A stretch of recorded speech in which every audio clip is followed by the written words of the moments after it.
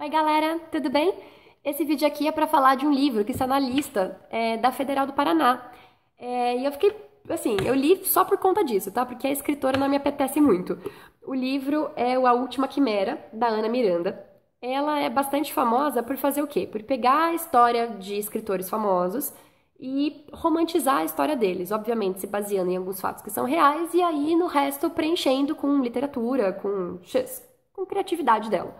Eu tinha lido o do Gonçalves Dias, eu acho. Foi esse que eu li faz tempo para fazer um trabalho para uma editora.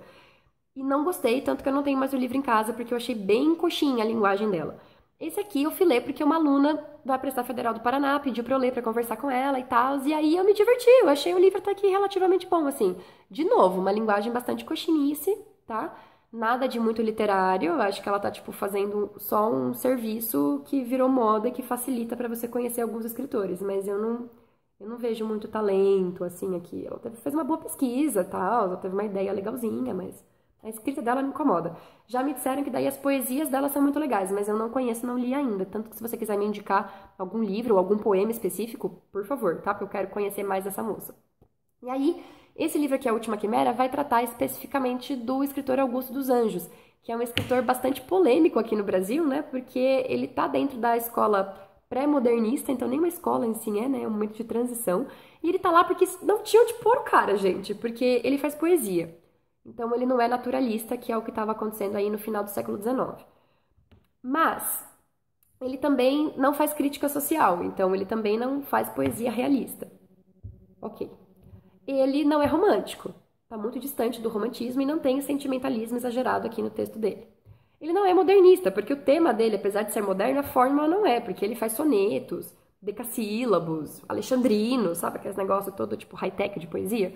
Mas ele também não é parnasiano nem simbolista, porque ele não é místico, que nem os simbolistas, e o tema dele não é tipo pura descrição parnasiana. Ele faz uma discussão filosófica sobre a vida e ele adora falar sobre decomposição da carne.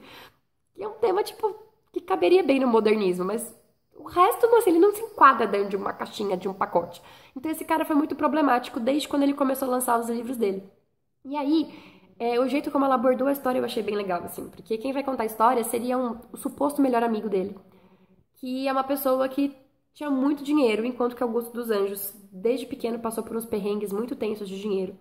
E o Augusto dos Anjos teria saído lá do Nordeste, né, onde ele nasceu, ido para o Rio de Janeiro, tentou fazer carreira de professor no Rio, lá no Nordeste ele não conseguiu, tentou no Rio também não conseguiu, porque no século XIX as escolas aqui eram escolas todas, as maiores e melhores escolas eram governamentais.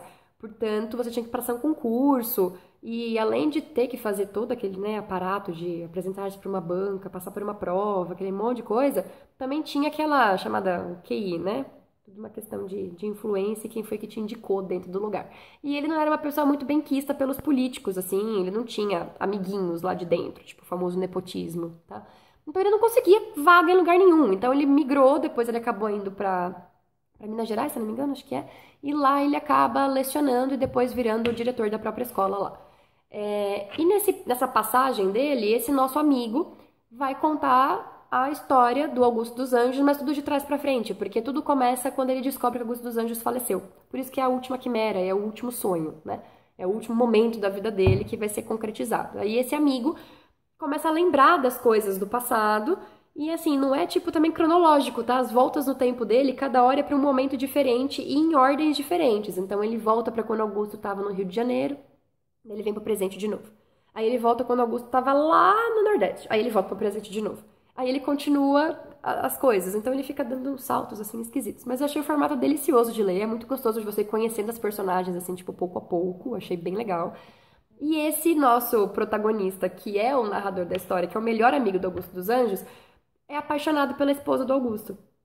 E pra mim é dessa quimera que estamos falando, o sonho dele de estar com a Esther.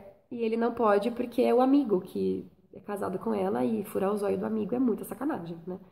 Então ele vive idolatrando essa mulher e chega um momento que você percebe assim, eu não sei mais quem que ele idolatra, se é o amigo, se é a mulher do amigo.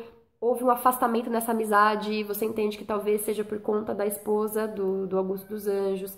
A gente vai acompanhar a questão do Augusto dos Anjos ter perdido um filho mesmo. Ele fez uma poesia para esse filho que tinha acabado de falecer, que é tristíssima o poema e meio nojento também, né? Que é bem característica dele. E a gente vai acompanhando assim como esse narrador, além de descobrindo, né, descortinando Augusto dos Anjos pra gente pouco a pouco, ele vai se descortinando. E ele se transformou numa pessoa muito horrenda pra mim, assim, no final da história.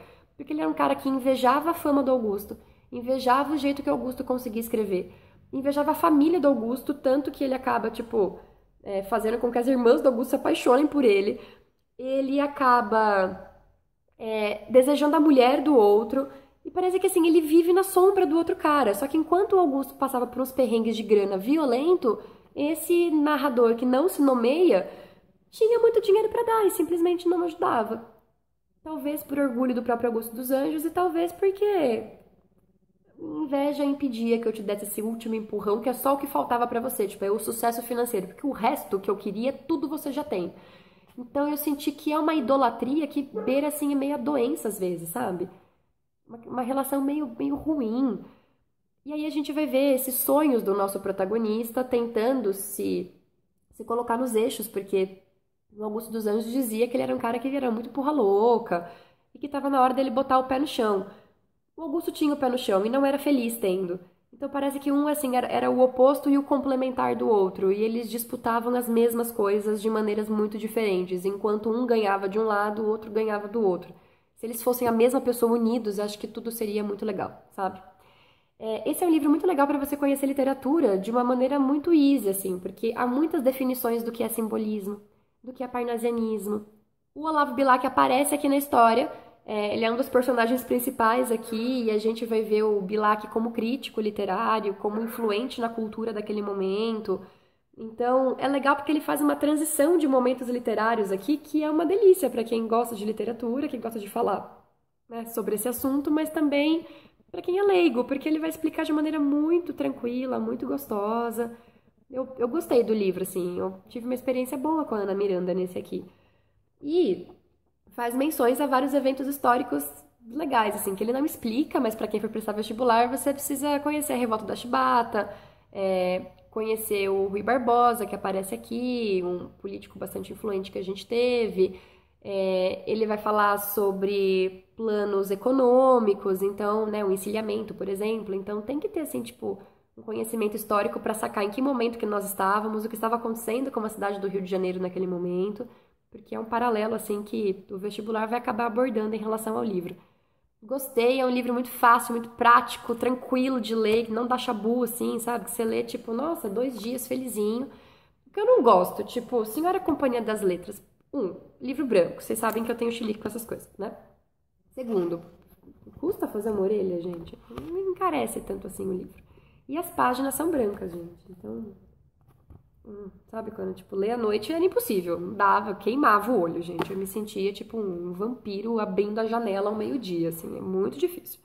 Então, olha, gostei, tá bom? E se você estiver fazendo vestibular no Paraná, colega, fácil de ler, tá? Tranquilo, você não vai ter problema nenhum, é até delicinha, é uma história legal. Certo? Então é isso. Gente, indico. Não amei, mas indico, tá bom? Beijo pra vocês, tchau, tchau.